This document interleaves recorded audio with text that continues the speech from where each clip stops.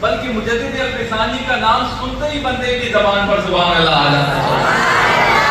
امام ربانی، شہباز لامکانی، شہباز لامکانی، قندیل نورانی، قیوم زمانی، جناب مجدد و منور الفسانی، شیخ احمد سرندی فاروقی رحمت اللہ علیہ، آپ کے ساتھ حضور قبلہ عالم نے اس جمعہ کو، یہ دربار ایسا دربار ہے کہ یہاں پر صرف سفر کے اندر نہیں، صرف سفر کے مہینے میں نہیں، بلکہ میں نے کوئی وقت، کوئی گھڑی ایسی نہیں دیکھی کہ جس میں ان مشائخ کا، حضرت مجدد الفسانی کا انہوں نے تذکرہ نہ کیا ہو۔ یہ وہ دربار ہے کہ جہاں پر صرف سفر میں نہیں بلکہ پورا سال ہی مجدد الفسانی کا ذکر ہوا کرتا ہے، مجدد الفسانی کا ذکر ہوا کرتا ہے۔ کیوں نہ ہو بھائی؟ کیونکہ یہ آستانہ وہ آستانہ ہے، ہمارے مشائخ وہ مشائخ ہیں کہ حضرت مجدد الفسانی سے ان اولیاء کا ایسا تعلق ہے، ایسی نسبت ہے، ایسی کامل نسبت ہے کہ یہ اولیاء جب حضرت مجدد الفسانی کے مزار پر جاتے ہیں تو مجدد الفسانی خود قبر سے نکل کر ان کا استقبال کیا کرتے ہیں۔ یہ وہ آستانہ ہے۔ اچھا، یہ وجہ کیا ہے استقبال کی؟ یہ وجہ یہ ہے کہ اس دربار کے اوپر فکر مجدد الفسانی پر کام ہو رہا ہے، فکر آپ کے مشن کو یہ دربار لے کے چل رہا ہے۔ کوئی دربار ابھی عرش شریف کی نشست آپ نے دیکھی؟ جنہوں نے دیکھی ہے ذرا کہیں نا سبحان اللہ، کیا فیض والی، کیا برکت والی نشست تھی کہ ایسا لگتا تھا کہ مجدد کو گئے ہوئے 411 سال تو نہیں ہوئے، مجدد تو یہی کہیں تشریف فرما ہے۔ وہ کیا ہے کہ ان مشائخ کی جو نسبت ہے، جو عقیدت ہے، جو اخلاص ہے، جو محبت ہے حضرت امام ربانی سے، وہ ایسی کبھی ہے، ایسی کامل نسبت ہے کہ دیکھ لیں، میں آپ سے پوچھتا ہوں کہ کوئی دربار ایسا نہیں ہے کہ جس میں ختمات مجدد الفسانی ہوا کرتے ہیں۔ یہ واحد دربار ہے جہاں پر ختم مجددیہ ہوتا ہے، جہاں پر جامعات قائم ہیں۔ یہ بھی ایک سوچ ہے مجدد الفسانی کی فکر میں، یہ بات شامل ہے کہ آپ جو ہے حافظ قرآن سے بڑی محبت کیا کرتے ہیں، اولیاء سے بڑی، یہ ساری نسبتیں ہمارے حضور قبلہ عالم کو آپ نے دیکھا ہے، آپ کیسے علماء کو نوازتے ہیں، آپ کیسے حافظوں کو نوازتے ہیں، آپ کیسے خطباء کو نوازتے ہیں، آپ تو ان اماموں کو نوازتے ہیں جنہیں اپنی مسجد کا بندہ، اپنے گاؤں والے پوچھے نہ پوچھے، ہمارے مشائخ اسے پوچھتے ہیں۔ یہ کیا وجہ ہے؟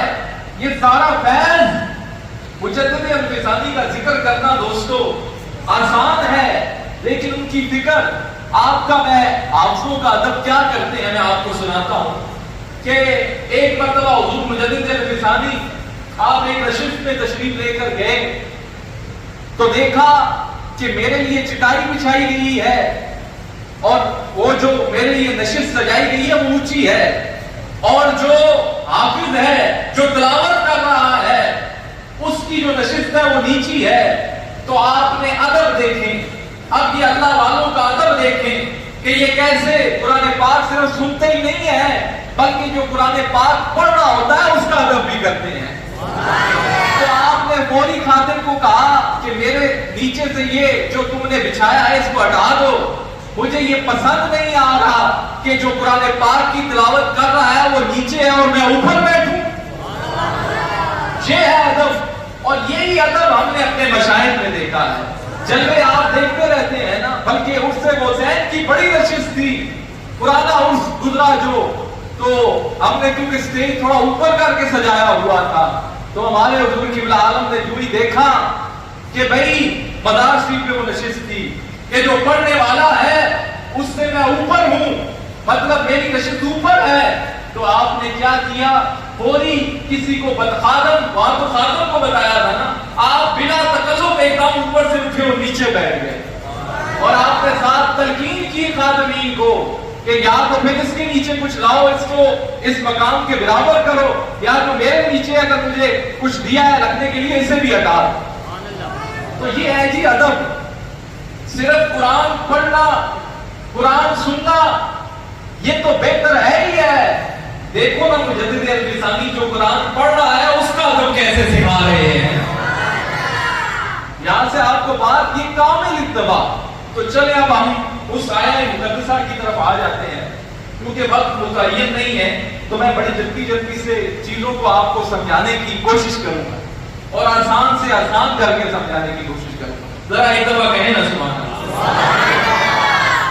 تو جو آیہ مقدسہ میں نے پڑھی ہے اس کا ترجمہ یہ ہے کہ اے محبوب آپ فرما دیجئے، کیا فرما دیجئے؟ اگر تم اللہ سے محبت کرتے ہو، اگر تم اللہ سے محبت کرتے ہو تو کیا کرو؟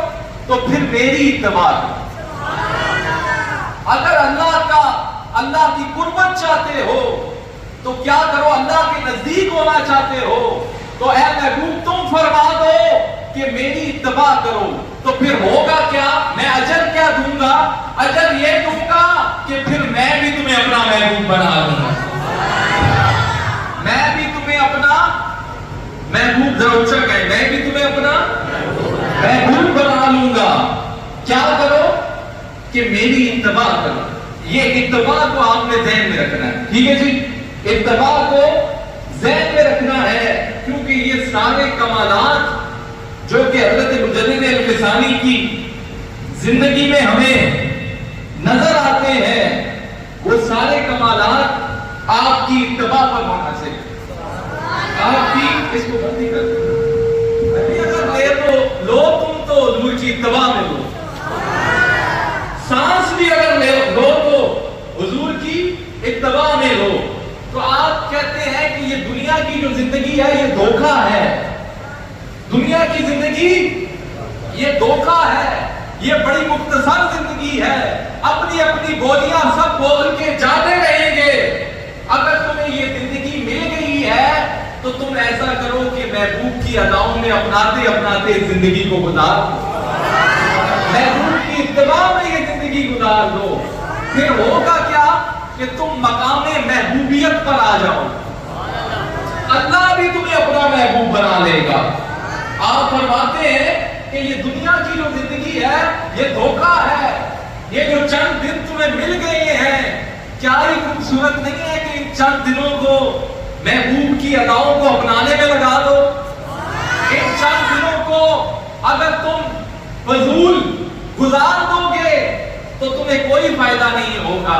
ہاں اگر تم ان دنوں کو اتباع مصطفیٰ میں گزارو گے تو کل حشر کے دن تمہارا بڑا مقام ہوگا۔ تو آپ فرماتے ہیں اب یہاں پر اس آیہ مقدسہ میں نا جو محبوبیت ہے اور جو اتباع ہے اس کا ذکر اکٹھا آیا، ان کا تعلق کیا ہے، یہ ذکر کیوں آیا ہے اکٹھا؟ رب کی محبوبیت اگر آپ حاصل کرنا چاہتے ہیں تو اس کا مطلب یہ ہے کہ حاضر ہونا پڑے گا حضور کے دروازے پر، حضور کے دروازے پر۔ اسی حوالے سے حضرت مجدد الفسانی نے فرمایا کہ جو شخص حضور کے دروازے پر نہیں آتا، جو حضور کے در کی خاک نہیں بنتا، اس کے سر پر تمام جانوں کی خاک پڑے، تمام جانوں کی خاک پڑے۔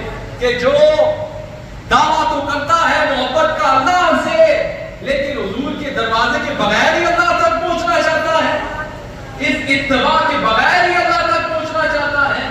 تو آپ نے فرمایا اتباع کے پہلو، آپ کو سمجھ آ رہی ہے نا؟ اتباع کے پہلو ہیں، یہ اجاگر کیے ہیں مجدد الفسانی نے کہ محبوب کی اداؤں کو اپنانا کیسے ہے، محبوب سوتے کیسے تھے، محبوب جاگتے کیسے تھے، محبوب سفر پر کیسے جاتے تھے، محبوب وضو کیسے کرتے تھے، محبوب غلاموں میں جب بیٹھتے تھے تو کیسے بیٹھتے تھے، اور جب کوئی نصیحت فرماتے تھے تو کیسے فرماتے تھے، سر سے لے کے پاؤں تک حضرت مجدد الفسانی آپ اتباع مصطفیٰ میں نظر آتے ہیں، اتباع مصطفیٰ میں نظر آتے ہیں۔ اچھا ایک اور بات کہ ساری زندگی آپ نے خود ہی اتباع نہیں کی، بلکہ جو غلام آتے رہے ہیں ان کو بھی اتباع کرائی، ان کو بھی اتباع کرائی ہے۔ اور آج تک اولیاء، آپ نے فرمایا میرے بعد کسی بھی ولی کو اگر ولایت کا درجہ ملے گا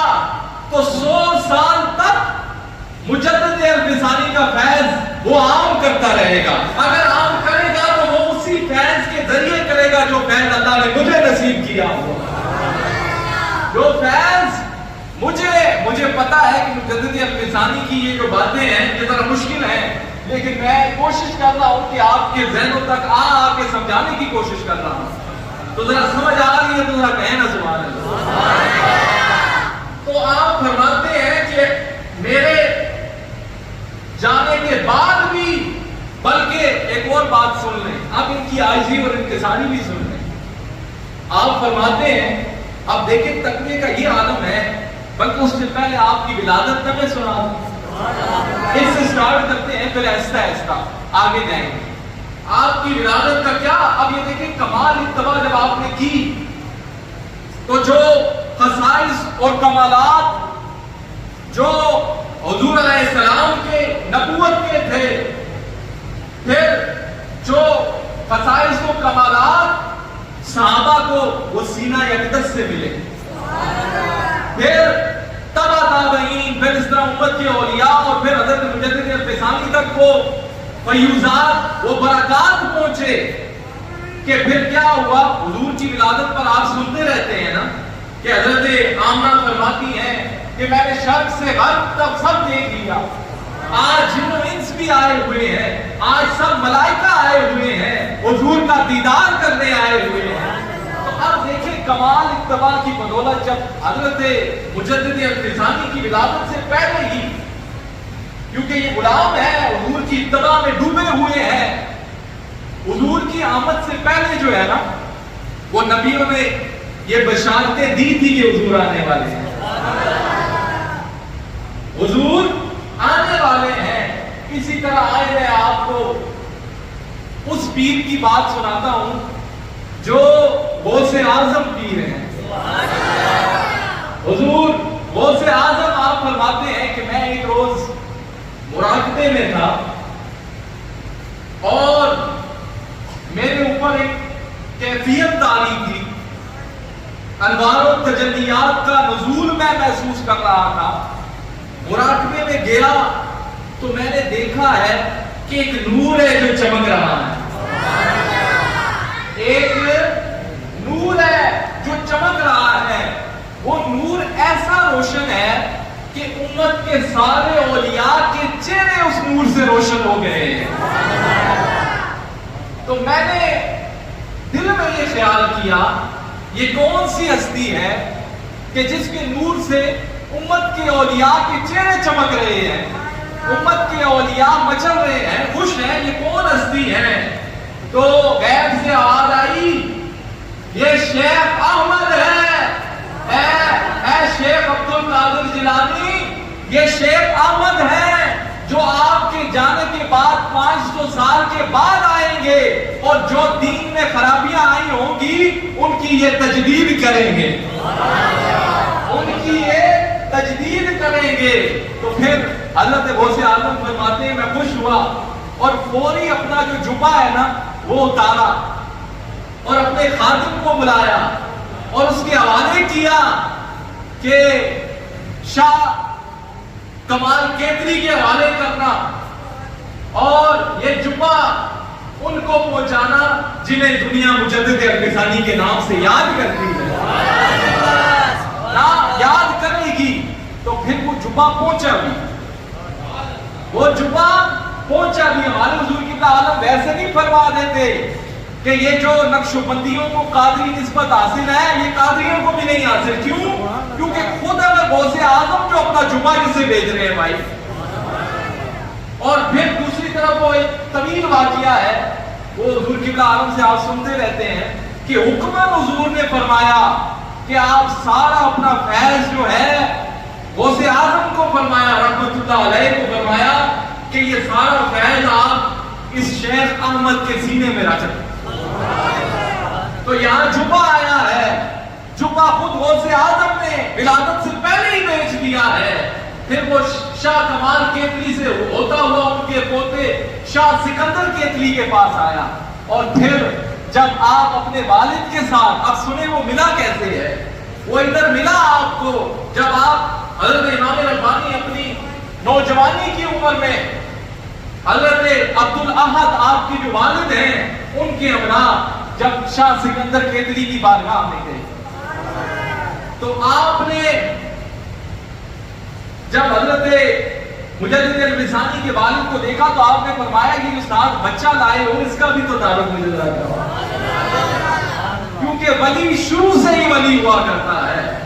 ہمارے مشائخ کا یہ فیض ہے, ہمارے مشائخ مادرزاد ولی اللہ ہے, یہ ابھی کوئی ولی نہیں ہے, یہ مادرزاد ولی اللہ ہے.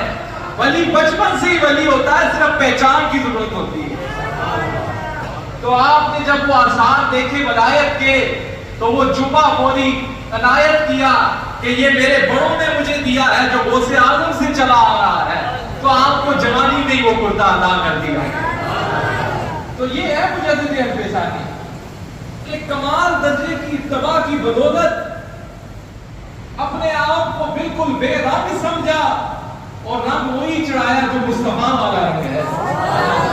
تو پھر یہ کمالات کیوں نہ ہو بھائی, یہ فیض و برکت کیوں نہ ہو کہ آپ مقام محبوبیت پر فائز تھے.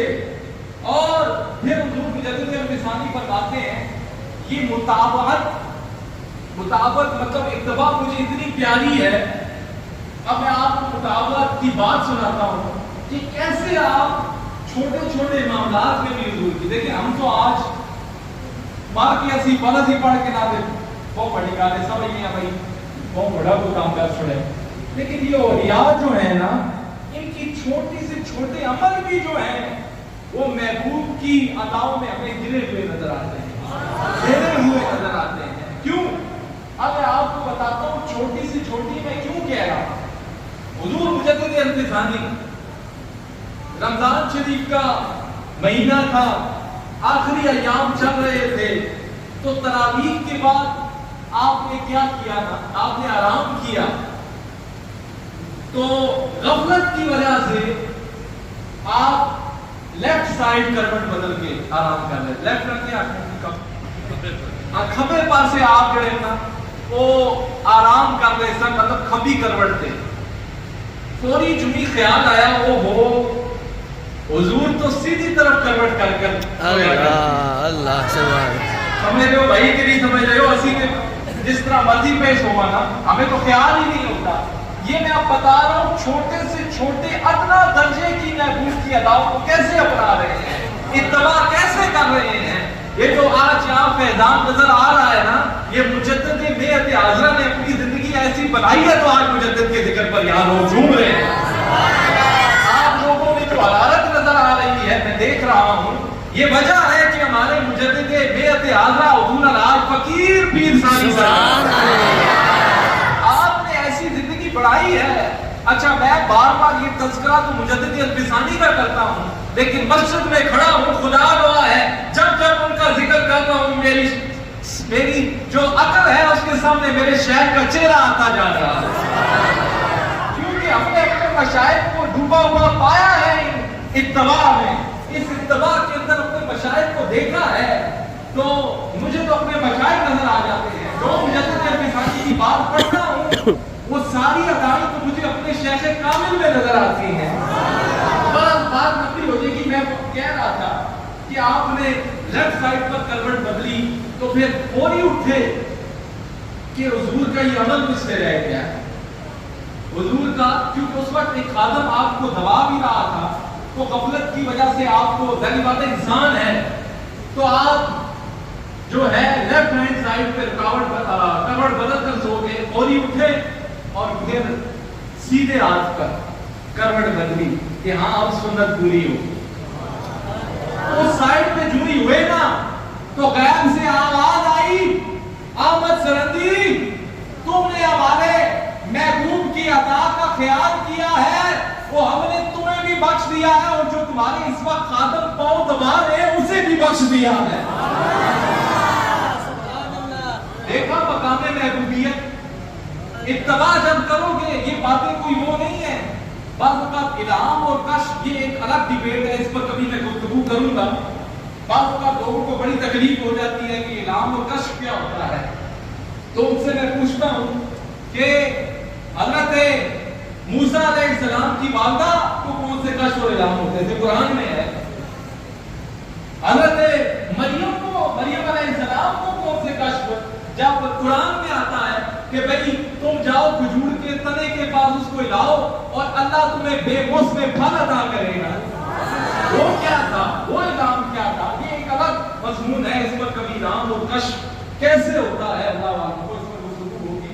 अभी मकसद ये है, तो फरमाया तुमने हमारी महबूब की अताओं का इतना अपना सा ख्याल किया है, तो हमने तुम्हें भी बख्श दिया है, और इस वक्त जो खातून तुम्हारे पैर दबा रहा है उसे भी बख्श दिया है। ये कमाल दर्जे की ये बातें मुंह से कहना आसान है। हम तो सरापा गुनाहगार हैं, हमें तो पता ही नहीं होता कि क्या चल रहा है। हमने इतनी छोटी छोटी बातों पर कभी गौर ही नहीं किया। हमने अपनी जिंदगी गफलत में गुजार दी है, हमने अपनी जिंदगी झूठ बोलने में गुजार दी है, हमने अपनी जिंदगी दूसरों को बुरा भला कहने में गुजार दी है, एक दूसरे की गिबत करने में गुजार दी है। यहां जरा औलिया की अदाओं को भी तो देखो ना, औलिया की अदाओं को देखो और सीखो। और इस वक्त पाकिस्तान के अंदर ये वाहिद आस्ताना है, मैं बड़ी तहकीक से बात कर रहा हूं, कि जहां पर इतने जोर शोर के साथ आपने पैगाम मुजद्दिद अल-फिसानी कॉन्फ्रेंस को देखी होगी, या कोई मुजद्दिद अल-फिसानी के नाम से कॉन्फ्रेंस देखी होगी, लेकिन कहीं भी ये नहीं देखा होगा कि उससे मुजद्दिद अल-फिसानी मनाया जा रहा हो। वजह क्या है? जो खुद मुजद्दिद मेअत आज़ा हो वही मुजद्दिद का उर्स मनाया करता है। मुजद्दिद का उर्स मनाना कोई आसान नहीं है, क्योंकि खुद उस मकाम मुजद्दियत पर अगर कोई हो तो वो उर्स मनाता है, तो ये फैज़ और बात लगी है, सिर्फ वो ही नहीं। आज मैं आपको बताता हूं कि जो हमारे मशाइख हैं, इनका कैसा ताल्लुक और वास्ता है मुजद्दिद अल-फिसानी। ये बहाने और ये कैफियत जो अभी आप लोगों पर मैं देख रहा हूं, ये आपको मेरा चैलेंज है, कहीं भी जाएं आपको ये मजा जो अभी दे रहा है ना, यहाँ पे मुजद्दिद अल-फिसानी का जिक्र, ये आपको कहीं नहीं देगा। हाँ मजा देगा या सरान में देगा या मदीना शरीफ में देगा, ये मजा आपको वहां आएगा। तो अब हमारे मशाइख की क्या रब्त है, क्या अकीदत है, क्या आपका वास्ता और ताल्लुक, और किस तरह फैज वाला ताल्लुक हज़रत मुजद्दिद अल-फिसानी के साथ कैसा ताल्लुक है कि जब आप, मैं शॉर्ट कर रहा हूं क्योंकि जब मैं वाक़ियात सुनाऊं तो वो टाइम बहुत लेता है, मैं शॉर्ट आपको बताता हूं कि जब आपके और मेरे पीरो मुर्शिद के भी पीरो मुर्शिद सैयदी व सनदी सुल्तानुल मशाइख, कम सुभान अल्लाह, ये तो आपके मशाइख के भी मशाइख का जिक्र है, तो सुभान अल्लाह उठ। तो जब आप गए हज़रत मुजद्दिद अल-फिसानी के दरबार, ना सिर्फ खुद गए, मुलाकात अकेले नहीं की, बल्कि साथ जो साहबजादा गया था अब्दुल मनान, उसको भी साथ लेकर गए और मुजद्दिद अल-फिसानी की बारगाह में गए। तो वो साहबजादा साहब भी ये बयान करता है, आप हुजूर की आदत से सुनते रहते हैं, कि जब उनकी बारगाह में गए तो आपने, वो साहबजादा सरकार वाली ये सारे नवाज शरीफ रहमतुल्लाह अलैह से पूछता है, हुजूर ये हस्ती कौन है? वो कहता है मैं जब मुजद्दिद अल-फिसानी के मदार पर गया, मैंने हुजूर को देखा कि आप किसी हस्ती के साथ गुफ्तगू फरमा रहे हैं, तो मैंने हुजूर से पूछा ये कौन है? तो आपने फरमाया वो इसमें हैरत कैसी है, ये साहिब मदार हज़रत मुजद्दिद अल-फिसानी है। और फिर साथ आपने कहा हुजूर ये गुलाम ज़ादा है, आपने कहा हुजूर ये गुलाम ज़ादा है, इसे भी कबूल फरमाए। تو بھائی کہنے کا مقصد یہ ہے، اس کی ڈیٹیل میں نہیں جاتا، کہ یہ مشائخ کو ایسا تعلق حاصل ہے، ہمارے مشائخ کو ایسا تعلق حاصل ہے امام ربانی سے. اس کی وجہ بھی میں نے بتائی کہ جہاں دن رات یہاں حضرت مجدد الفسانی کا تذکرہ ہو تو بھائی پھر قبر سے نکل کر کیوں نہ وہ استقبال کریں. جہاں ہر وقت مجدد ہو رہی ہے، جہاں پہ ختمات خواجگان مجددیہ پڑھا جا رہا ہے، جہاں پر ہر وقت ان کی فکر پر کام کیا جا رہا ہے، جامعات قائم کر دیے گئے ہیں، بچوں کو پڑھایا جا رہا ہے، بچیوں کو پڑھایا جا رہا ہے، ان کی فکر کو عام کیا جا رہا ہے، تو پھر کیوں نہ مجدد کے ذکر پر ہم مچلیں، ہم کیوں نہ خوش ہوں، ہمارے جو چہرے ہیں ان پر کیوں نہ خوشی آئے کہ یہ مجدد کے ساتھ تعلق ہی ایسا ہے، ہمارے مشائخ کا ایسا پکا تعلق ہے. اچھا، ایک ہوتا ہے مجدد میعت یا مجدد میعت عذرا، جو 100 سال کا مجدد ہوتا ہے، جو حضور علیہ السلام نے فرمایا کہ میری امت میں ہر 100 سال کے بعد ایک مجدد آتا رہے گا، ایک مجدد آتا رہے گا جو دین کے اندر بدعات اور دین کی جو اصل شکل ہے اس کو بگاڑ دیا گیا ہے وہ اس کی تجدید کرے گا، اس کی تجدید کرے گا. تو ایک ہوتا ہے مجدد میعت اور ایک ہوتا ہے مجدد عزم. تو حضور مجدد الفسانی صرف 5 سال کے لیے مجدد نہیں، 100 سال کے لیے مجدد نہیں، 200 سال کے لیے مجدد نہیں، بلکہ حضرت مجدد الفسانی پورے 1000 سال کے لیے مجدد الفسانی. اس کی وجہ بھی یہ صرف کوئی جنونی باتیں نہیں ہیں. 1000 سال کے لیے کیوں؟ کہ آپ کی جو تصانیف ہیں، آپ کی جو مکتوبات ہیں، آپ کے جو رسائل ہیں، آج تک دنیا ان سے فیض حاصل کر رہی ہے. آج تک یہ صرف دعویٰ نہیں کر رہا، آج تک عقائد کے معاملات دیکھ لیں جو حضرت مجدد الفسانی اس دور میں ہی سمجھا گئے کہ ہم سے تمہیں اہل بیت کی محبت بھی ملے گی اور حضور کے اصحاب کی محبت بھی ملے گی. اس طرح بھی نہیں چاہتا کہ کس طریقے سے انہوں نے محبت سکھائی، لیکن اگر مجدد الفسانی کا ایک ایک پہلو جاگر باحثیت مفسر، اگر آپ یہ صرف کوئی دور جہانگیری یا اکبر بادشاہ کے واقعات سے آپ مشہور نہیں ہے، بلکہ حضرت مجدد الفسانی باحثیت مفسر بھی اہمیت رکھتے ہیں، باحثیت متکلم بھی اہمیت رکھتے ہیں، باحثیت سیرت نگار بھی اہمیت رکھتے ہیں، باحثیت آپ قاری بھی اہمیت رکھتے ہیں، باحثیت آپ فقیر بھی اہمیت رکھتے ہیں.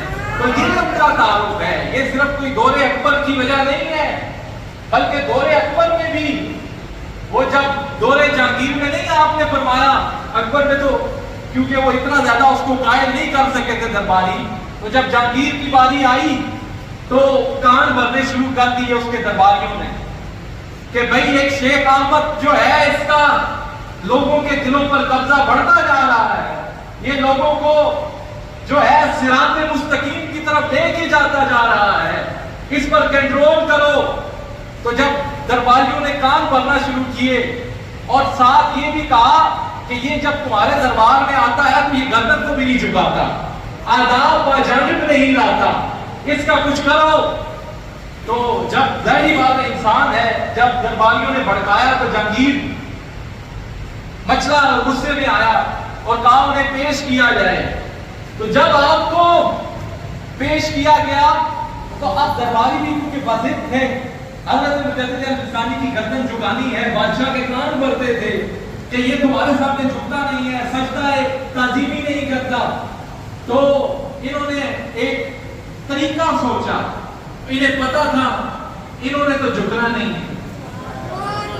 انہوں نے تو کیا کیا، انہوں نے مشورہ دیا کہ تم بڑے بڑے پہلوانوں کو بلاؤ. جو انہوں نے جو دروازہ ہے نا وہ ایسا بنایا ہوا تھا کہ گردن جھکانی پڑتی تھی. شاہی دربار کا جو دروازہ ہے وہ تھا ہی ایسا کہ آٹومیٹک گردن جھکانی پڑتی تھی. تو جب بلایا گیا پہلوانوں کو، یہ خالی مجدد الفسانی فقیر تو ہے ہی ہے، لیکن ان کی رگوں میں فاروق اعظم کا خون دوڑ رہا ہے، ان کو جھکانا آسان نہیں ہے. فاروق اعظم تو وہ جن سے شیطان بھی دور بھاگتا ہے، یہ کوئی ایسا مجدد تو نہیں ہے، یہ सिद्दीकी मुजद्दिद भी है और फारूकी मुजद्दिद भी है। तो जब झुकाने की कोशिश की तो कोई काम ना बना, फिर कहा इन्हें इस दरवाजे से गुजारा जाए तो ऑटोमेटिक इनकी गर्दन झुक जाएगी, हमारा काम भी पूरा हो जाएगा और हम कहेंगे देखो अपनी गर्दन को। तो हज़रत मुजद्दिद अल-फ़िसानी को जब दरवाजे से गुजारने की कोशिश की ना तो आपने पहले अपना पैर आगे कर दिया, पहले अपना पैर आगे कर दिया और बादशाह को बता दिया ये गर्दन किसी जालिम और जाबिर के सामने नहीं झुकेगी, ये फकत अल्लाह के सामने झुकेगी।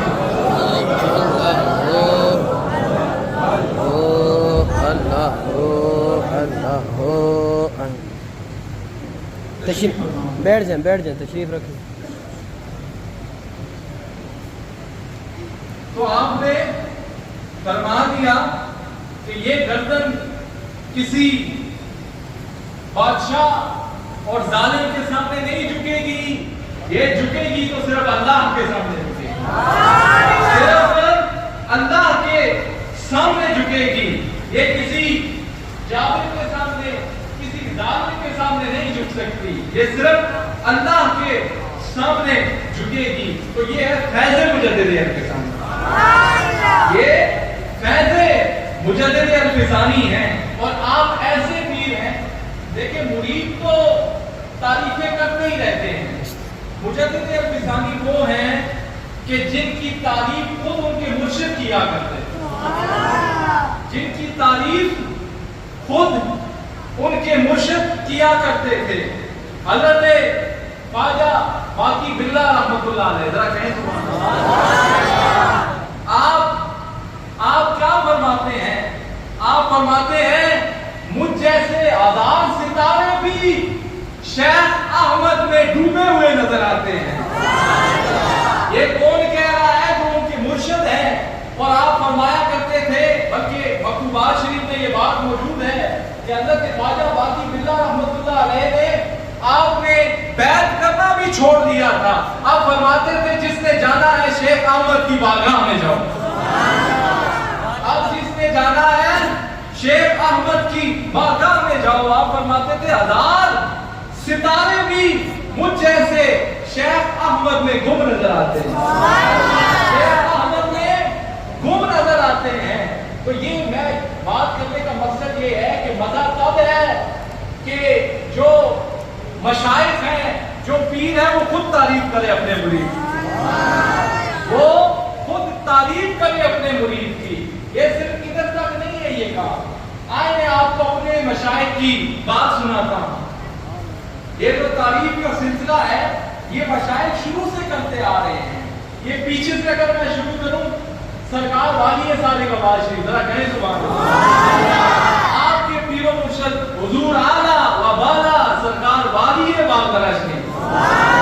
तो ये सिर्फ तारीफ यहां तक नहीं है, आपका भी ये मकाम था, ये मर्तबा था कि वक्त के शेख आपके लिए अपनी सवारी भेजा करते थे, अपनी सवारी भेजा करते थे। और ये तो बात मैं आपको सुना रहा हूं उनकी घोड़ा शरीफ वालों की। अब मैं आपको बताता हूं कि ये तो आजकल की बात नहीं करता, आजकल के साहबजादे मेरी तरह जो मौजूद है उनकी बात नहीं कर रहा। जो बानिए कलिया शरीफ हैं वो फरमाया करते थे कि ये हज़रत बाबा जी साहब, हज़रत काजी साहब मुरीद तो ख्वाजा साहब के हैं और इनकी परवाज़ इतनी बुलंद है, इतनी परवाज़ बुलंद है कि ये औलिया के बादशाह नजर आते हैं। ये तारीफों का सिलसिला बता रहा हूँ। जिस तरह ख्वाजा बाकी बिल्ला ने, आपने मुजद्दिद अल-फ़िसानी के बाद किसी को बैत करना भी और तारीफ फरमाया करते थे। तो ये मैं आपको वाली कलिया शरीफ की आजकल की बात नहीं बता रहा कि जो बड़ों का मकाम है।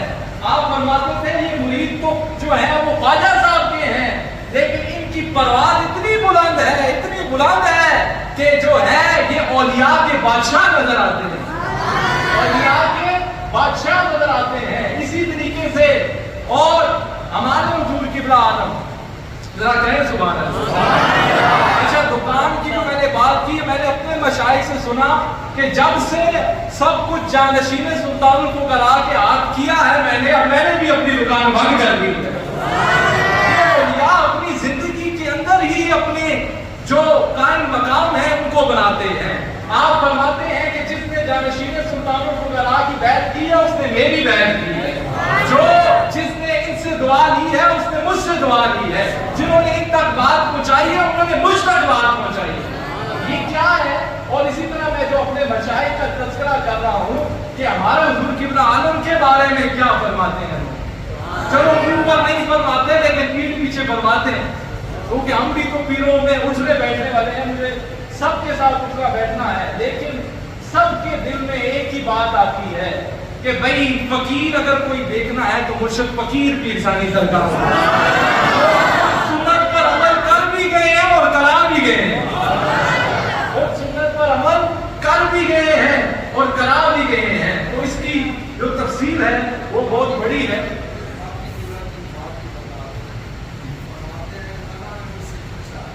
जी मशाइख क्या फरमाते हैं, हज़रत मुजद्दिद अल-फ़िसानी के शेख क्या फरमाते हैं कि किसको ले, जब हज़रत बाकी बिल्ला फरमाते हैं मुझसे जब सवाल हुआ अशर में मुझसे पूछा गया कि किसको छोड़कर आए हो, तो आप फरमाते हैं मैं कहूंगा कि मैं शेख अहमद को छोड़कर आया हूं। ये ऐसा हीरा तलाश के आया हूं, ऐसा हीरा तलाश के आया हूं, शेख अहमद को छोड़। फिर हमारे हुज़ूर किबला आलम आप फरमाते हैं कि वली की करामत से बड़ी उसकी इस्तिकामत होती है, और यही बात हज़रत मुजद्दिद अल-फ़िसानी की भी थी। आजिज़ी और इंकिसारी का आलम मैं आपको न बताऊं, आखिरी बात करता हूं कि जुम्मे का मैंने सवाल कहा था और टाइम ऊपर चला गया, टाइम का भी ज़्यादा है।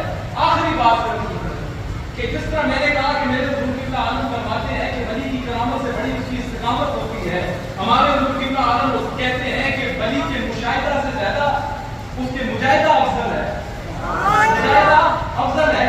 तो इसी तरीके से हज़रत मुजद्दिद अल-फ़िसानी एक रोज तबीयत में इस्तराब पैदा हुआ कि जो है दुआ की ना, तो वो आपकी ज़बान से निकल गया, वो कुरान पाक की आयत आप उसका तर्जुमा हुज़ूर किबला आलम से भी सुनते रहते हैं कि अल्लाह तो मुत्तकीयों का कबूल फरमाता है, अल्लाह तो मुत्तकीन का कबूल फरमाता है। तो आपने जब ये बात आपसे निकली मुंह से दुआ के दौरान ही, तो साथ ही दिल में ये खशियत पैदा हो गई, अल्लाह का डर पैदा हो गया कि पता नहीं अल्लाह की बारगाह में हम मुत्तकी हैं या नहीं।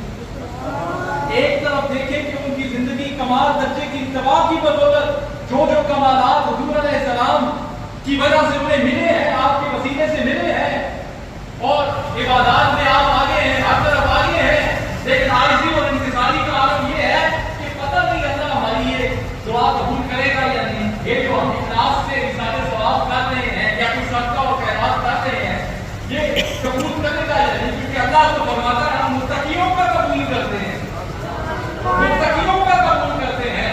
तो बोली गैर से आवाज आई है मुजद्दिद, वो हमने तो तुम्हें मुत्तकियों में शामिल कर लिया, और जब तक तुम इसाले सवाब करते रहोगे, हम तक भेजते रहोगे, वो हमारी बारगाह में बड़ा ही कबूल है, बड़ा ही कबूल है। तो दुआ है अल्लाह ताला से जो मैंने कहा अपनी बारगाह